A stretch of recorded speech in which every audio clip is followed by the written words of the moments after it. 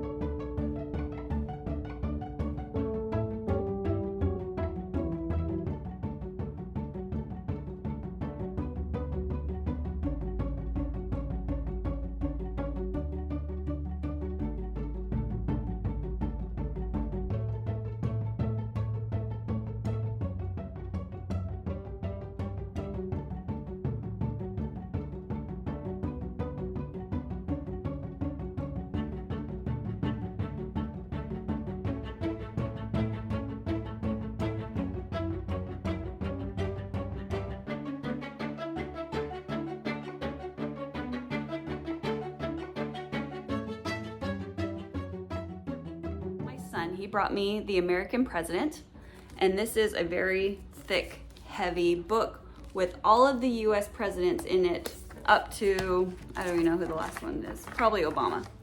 Okay, so I'm not gonna read this book. My kids probably aren't gonna read this book. Maybe we'll flip through it a few times, but what I really wanted to do was find a picture of Abraham Lincoln and George Washington that I could carefully slice out and put into some photo frames. So I sent my kids on a mission to find me some cool photo frames and the book. So they brought me some cool ones, and so here's what I pulled out of the book was a photo of George Washington, and I just put it inside of this frame, and then a photo of Abraham Lincoln and put it in this frame. And I think these are really fun to put on my mantle, and they were actually a good teaching tool for my kids to teach them who these US presidents were. I can just put this on the coffee table, and then we can just flip through it if we want to learn more about one of the US presidents. This next item is something that my husband wanted me to get on one of the few occasions that he came with me to the thrift store. And it is a picture of a painting of the signing of the Declaration of Independence. Isn't that so pretty? I'm glad he convinced me to get this. And then you guys know, I think I've told you that I'm in love with the Liberty blue and white dishes, and I've started to collect them.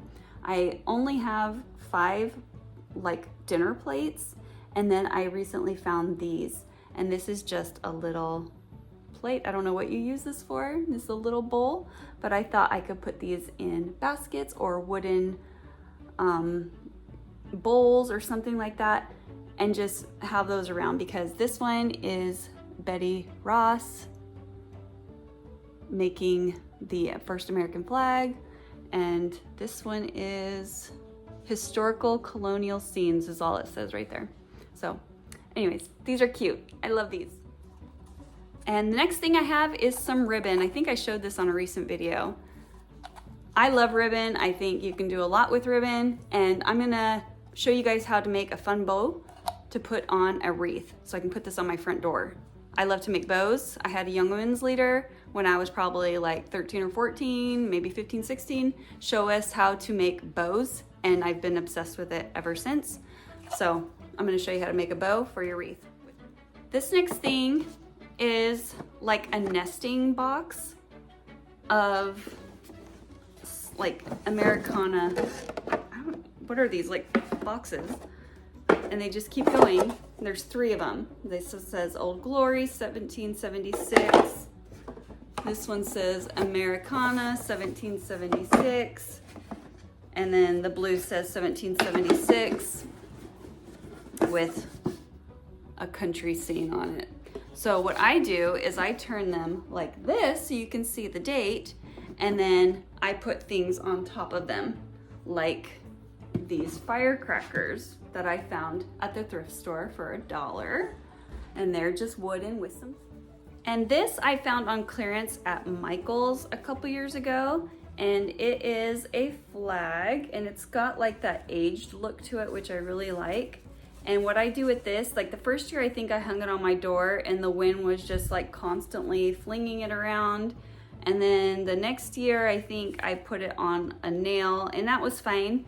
But then last year I draped it like hanging off of my mantle, which I think I'm gonna do again this year.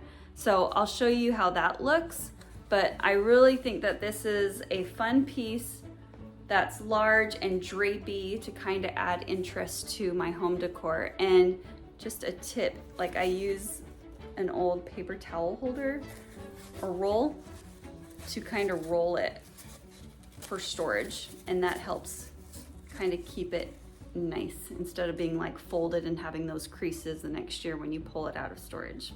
So this is fun.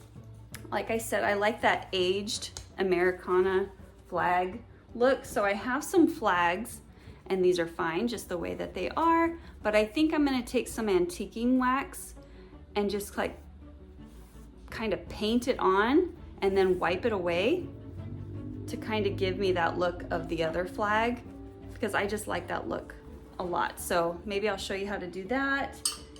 I've never done it, so we'll see how it turns out.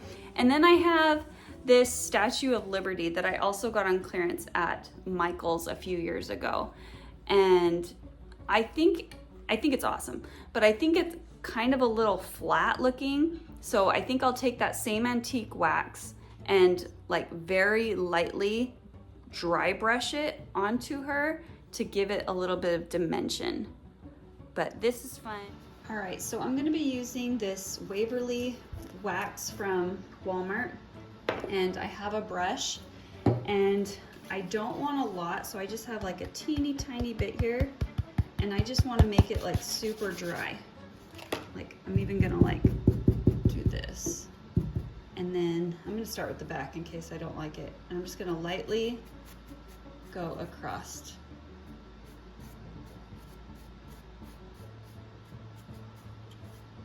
This is just to give it a little bit of dimension. Sorry about that. And some age, because I just think the white was a little too flat. And I can even wipe this back a little bit if it's a little too much. But what do you guys think? Think I should have left it white? I've had it white for about 3 years, so not like I didn't try it. Get it on the flame. All right, so just very, very lightly. I think that helps a lot. Tell me what you think. I'm gonna do the American flags. I'm gonna get just a little bit more paint, but kind of brush it away as well. And I'm gonna do swirls. I did one as a test trial to see if I liked it, and I do. So I think the best way to do it is like swirl it on.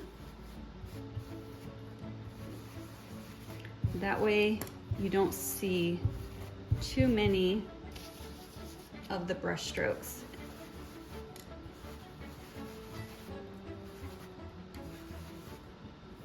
might have done it a little too lightly that first round, but this is looking good. I just like old things, so the aged flags kind of speak to me. So I'm gonna do the pole or the stick as well.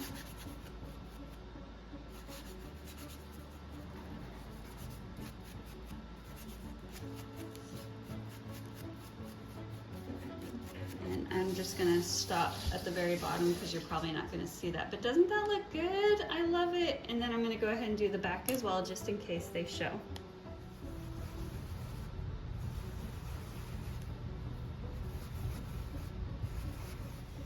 Now this is the wreath I've had on my door all spring, and I also thrifted this. I think it's really cute, and I just added in these little pieces of greenery that I had laying around my house. And so I'm just gonna use it for my 4th of July wreath. So I found this little foam piece and I just poked a hole in it and fed some more wire through it. And I'm going to hide it back here. And I also found some more flags and I distressed those with the antique wax. And I'm gonna put them in here.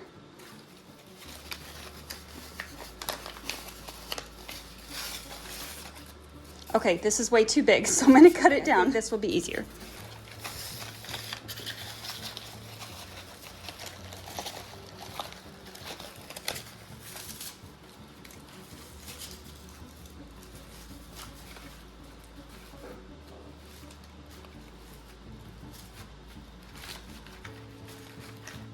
So these are the extra flags I found, and what I'm gonna do is just kind of fold them over like this, and then put a dab of hot glue right there. And I'm gonna do that for all 3 of these.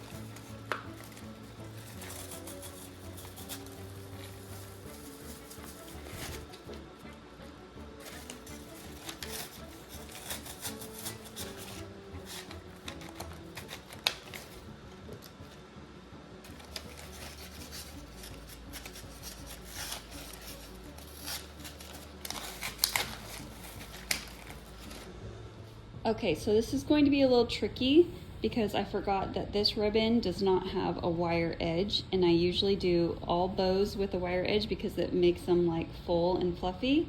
So, and it's also not double-sided, which is a bummer. Leave about this much free. I'm gonna turn it upside down and fold a little section. Then where my thumb is, I'm going to twist my ribbon and then re-pinch. Take this ribbon over here and fold it over, pinch, turn it, re-pinch, and then I'm going to fold over my ribbon again. Okay, and my ribbon's like falling off the table, so that's why it like looks really confusing. Okay. Fold it over, re-pinch it, and fold it over. Re-pinch while I tilt it.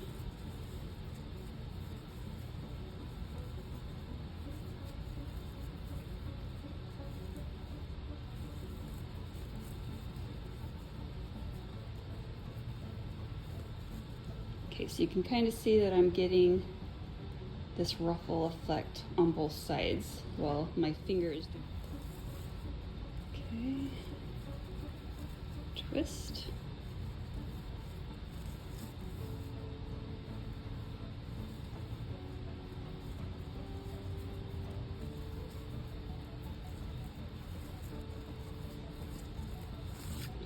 I will have to show you guys how to do this again.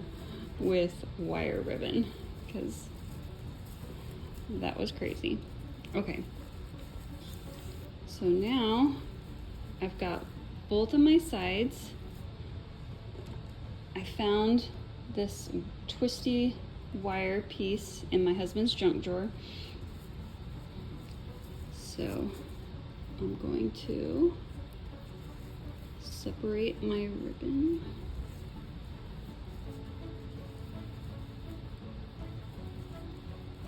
Okay, then I'm going to come back here and twist until it's really tight.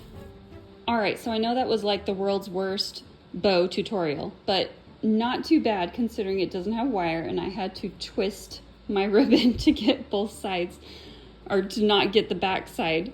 So this is what I have. I don't think it looks that bad, honestly, but my ends are uneven a little bit. So I went and raided my stash and I found these two. Now this one is like a sheer blue and then a solid red. So what I'm gonna do is I'm gonna cut a bunch of these like different lengths and more blue than I am red because the red will be too heavy. So I'm gonna add like lots of blue and then tie them up underneath that.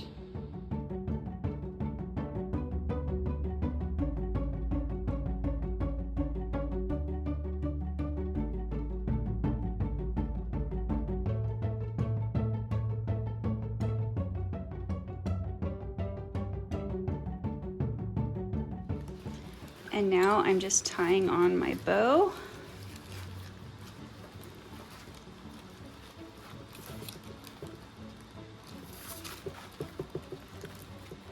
And the good thing about this is I can just take these off at the end of the holiday and reuse my flag, or excuse me, reuse my wreath. And here's the final product. I don't think it looks too bad. I actually really like it. And basically just cost me a few bucks and about 20 minutes of my time. And I think it's really cute. And I can reuse my wreath for the next holiday because I just have to untwist those ties in the back.